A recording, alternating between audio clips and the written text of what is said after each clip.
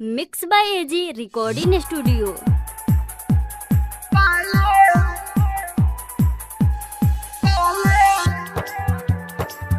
आप सुन रहे हैं एजी एंटरटेनमेंट की धमाकेदार प्रस्तुति।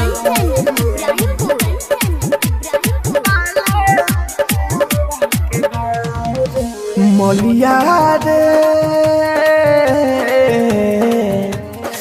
आहा मलिया रे काले चल जाई पिया के गाँव रे। मलिया रे काले चल जाई पिया के गाँव रे। हाथे में हजरा चाहिए, हाथे में हजरा चाहिए पिया के घरे धरी पाओ रे। आहो मलिया रे काले चल जाई पिया के गाँव रे। मलिया रे mix by AG recording studio.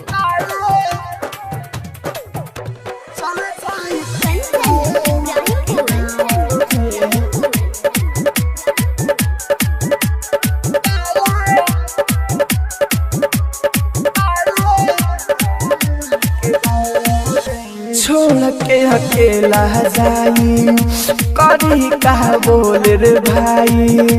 हम न जननी की ऐसे करी बेवफाई। छोड़ के हमारा के जाई करी का बोल रे भाई। हम न जननी की ऐसे करी बेवफाई।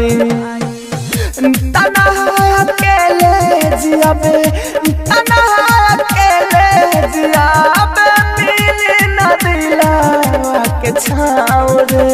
हो मलिया रे काले चल जाई पिया के गाँव रे। मलिया रे काले चल जाई पिया के गाँव रे। आप सुन रहे हैं एजी एंटरटेनमेंट की धमाकेदार प्रस्तुति।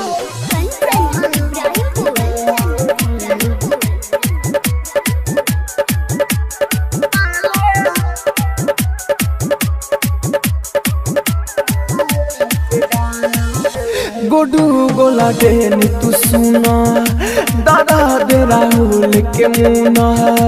हम न जी पाई बकवाना हाली से उपाय चुना। गोडू गोला देनी तू सुना दादा दे राहुल के मुना। हम न जी पाई बकवाना हाली से उपाय चुना। हमारा बिना रही कैसे, हमारा बिना रही कैसे डाला कहता ना लगाओ रे। हो मलिया रे काले चल जाई पिया के गाँव रे। मलिया रे काले चल जाई पिया के गाँव रे। AG recording studio.